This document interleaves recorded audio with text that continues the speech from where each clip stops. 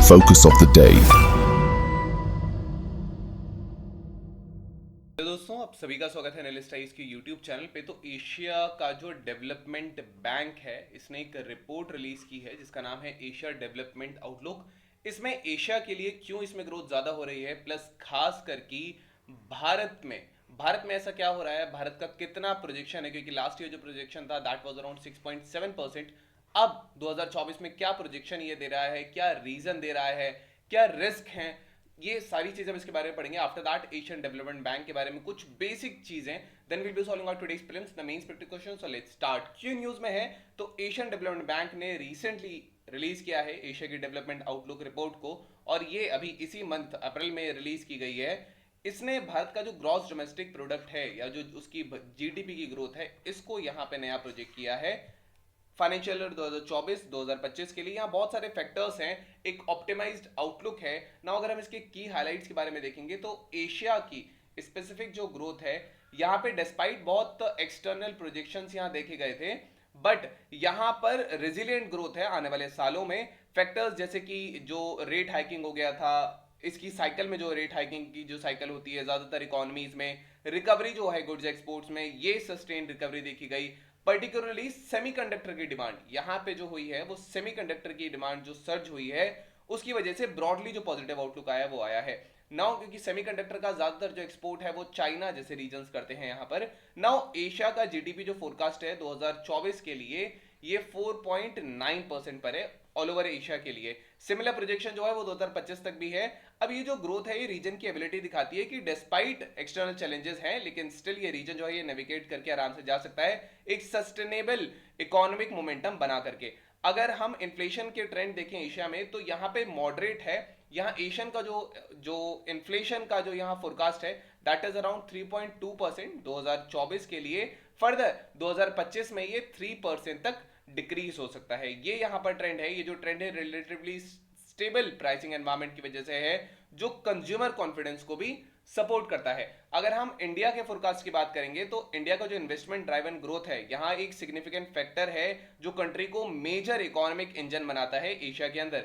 Asian Development bank अब India की जो जीडीपी ग्रोथ है ये मानता है कि ये लगभग 7% रीच कर जाएगी फाइनेंशियल 2024 में, and it would be around 7.2% 2025 तक। नाउ ये इसके प्रोजेक्शंस हैं, और जो फोरकास्ट था प्रीवियस फोरकास्ट टू 2024 के लिए इट वाज अराउंड 6.7%। नाउ यहां पर एक चीजें हैं फैक्टर्स जो कि फाइनेंशियल ग्रोथ 2024 को दे रहे हैं। यहां पे कैपिटल इन्वेस्टमेंट बहुत ज्यादा है, कैपिटल इंफ्रास्ट्रक्चर का इन्वेस्टमेंट जो है जो सेंट्रल और स्टेट गवर्नमेंट बना रहे हैं ये मेजर ड्राइवर है ग्रोथ के लिए।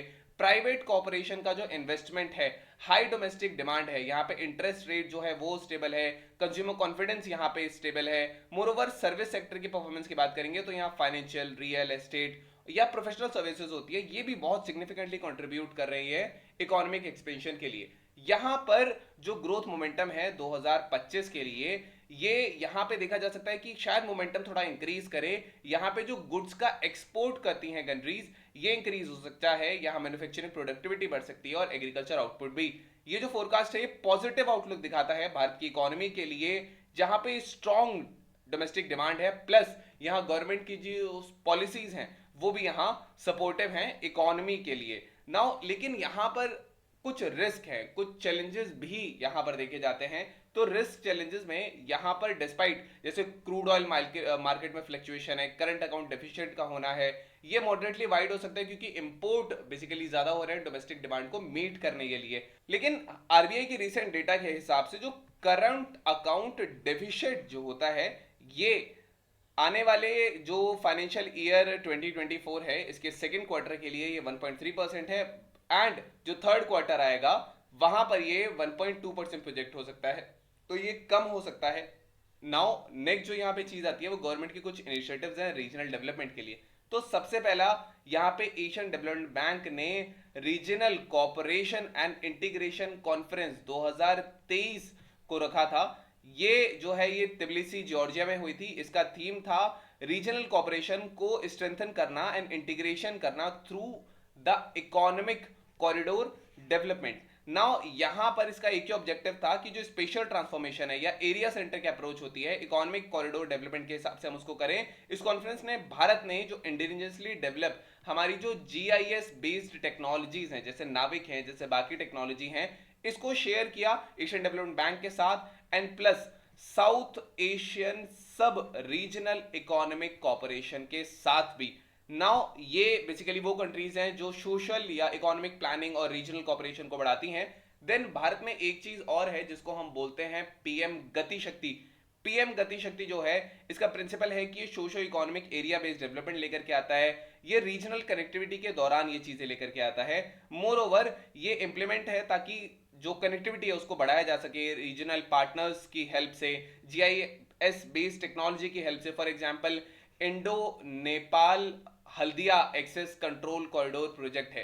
तो ये अलग अलग कॉरिडोर प्रोजेक्ट्स हैं। मोरओवर यहाँ पे कुछ रिस्क हैं। जो इकोनॉमिक आउटलुक है ये price and financial market stability पर यहाँ पे डिपेंड करता है। यहाँ पर कुछ रिस्क है जैसे जो ग्लोबल शॉक्स हैं यहाँ पर, सच एज क्रूड ऑयल जो है उसमें यहाँ पे स्पाइक्स देखने को मिलते हैं। मोर ओवर यहाँ हायर ग्लोबल इन्फ्लेशन है। डोमेस्टिक रिस्क में पोटेंशियल अंडर परफॉर्मेंस है, एग्रीकल्चर में अंडर परफॉर्मेंस आ सकती है क्योंकि क्लाइमेट चेंज हो रहा है, वेदर शॉक्स हो रहे हैं एंड यहाँ पे जो है इन्फ्लेशन को प्रॉब्लम बढ़ सकता है। मोरओवर डिमांड भी यहाँ इफेक्ट हो सकती है। अगर यहाँ फॉरेन डायरेक्ट इन्वेस्टमेंट थोड़ा ज्यादा आता है, फॉरेन डायरेक्ट इन्वेस्टमेंट ज्यादा आएगा तो पर्टिकुलरली मैन्युफैक्चरिंग ये बेटर हो जाएगी, better than expected global growth यहाँ देखने को मिल सकता है, जिससे एक्सपोर्ट और ओवरऑल ग्रोथ भी यहाँ बढ़ सकती है। भारत का कंट्रीब्यूशन एशिया की ग्रोथ में हम देखेंगे सबसे पहला रीजनल कनेक्टिविटी में भारत एक की प्लेयर है रीजनल कनेक्टिविटी को बढ़ाने के लिए एशिया के थ्रू, खासकर की international north south transport corridor यहां पर है and more over India middle east Europe corridor भी यहां पर है। तो इन दो कॉरिडोर की वजह से ये इंप्रूवमेंट ट्रांसपोर्टेशन एंड नेटवर्क का, ट्रेड रूट्स का, इकोनॉमिक कॉर्पोरेशन का एशिया अफ्रीका यूरोप के बीच में, जो चाइना का जो बीआरआई है उसके अगेंस्ट ये बहुत अच्छा वर्क कर सकता है। ये हम एक्सेस दे सकता है मिडिल ईस्ट और यूरोपियन कंट्रीज का। इंडिया जो है वो एक्टिवली रिन्यूएबल एनर्जी को प्रमोट कर रहा है। यहाँ जो इंटरनेशनल सोलर अलायंस है जिसको इंडिया और फ्रांस ने लॉन्च किया था, ये दोनों कंट्रीज का नाम आप याद रखेंगे, इसका एम है सोलर एनर्जी एडॉप्शन को प्रमोट करना। जो सनरिच कंट्रीज हैं, एशिया है, अफ्रीका है, स्पेशली इनमें देयर बाय एनर्जी सिक्योरिटी को एड्रेस करना, क्लाइमेट चेंज चैलेंजेस को लेकर करना, कैपेसिटी बिल्डिंग की यहाँ पे बात की जाती है। जैसे कि Indian technical and economic corporation programme है, ये एशिया में है। ये training, education, skill development opportunity देता है प्रोफेशनल्स को, एजुकेशन स्टूडेंट्स को जो एशियन कंट्रीज से आते हैं, तो ह्यूमन रिसोर्स डेवलपमेंट में हेल्प करता है। यहां पर जो यूनिफाइड पेमेंट इंटरफेस है ये इंक्रीजिंगली पॉपुलर हो रहा है एशिया में क्योंकि बहुत कन्वीनियंट है, बहुत एफिशिएंट है डिजिटल ट्रांजैक्शंस में। रिसेंटली यूपीआई सर्विसेज को श्रीलंका में और मॉरिशस में भी लॉन्च किया गया है। नाउ अगर हम एशियन डेवलपमेंट बैंक के बारे में बात करेंगे तो एशियन डेवलपमेंट बैंक, इसका एस्टैब्लिशमेंट दिसंबर 1966 को हुआ था। ये इकोनॉमिक ग्रोथ कॉर्पोरेशन की बात करता है एशिया पैसिफिक रीजन में। इसके फंक्शन है लोन देना, टेक्निकल असिस्टेंस देना, ग्रांट्स, इन्वेस्टमेंट देना सोशल इकोनॉमिक डेवलपमेंट के लिए। ये प्राइवेट सेक्टर प्रोजेक्ट्स को भी फाइनेंस करता है, पब्लिक प्राइवेट पार्टनरशिप्स को भी फाइनेंस करता है, पॉलिसी डायलॉग्स यहाँ पे ये फैसिलिटेट करता है। ये एडवाइजरी फंक्शंस भी इसके होते हैं, को फाइनेंसिंग देता है अलग अलग इंस्टीट्यूशंस के साथ, जैसे वर्ल्ड बैंक या आईएमएफ के साथ ये देता है। इसके हेडक्वार्टर्स मैनिला फिलीपींस में है।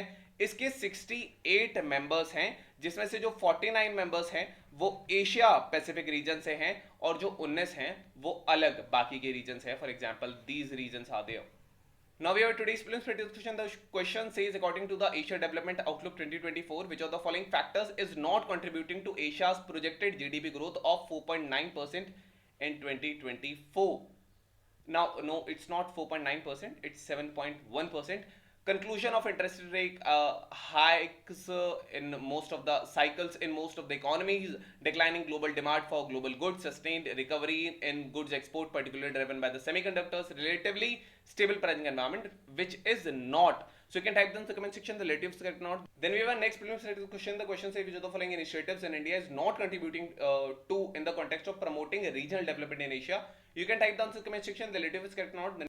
Now we have today's main split question. The question says the Asian Development Bank recent Asia Development Outlook Report 2024 paints a cautiously optimizing picture of region's economic growth, analyze the key factors driving Asia's growth trajectory, and discuss India's specific contributions to this outlook. Critically examine the potential risks and challenges that could impede this growth, suggesting policy measures India can adopt to mitigate. So this was all about today's video session. I hope you understood it well. Thank you. Have a nice day and stay tuned. The list is for your better preparation.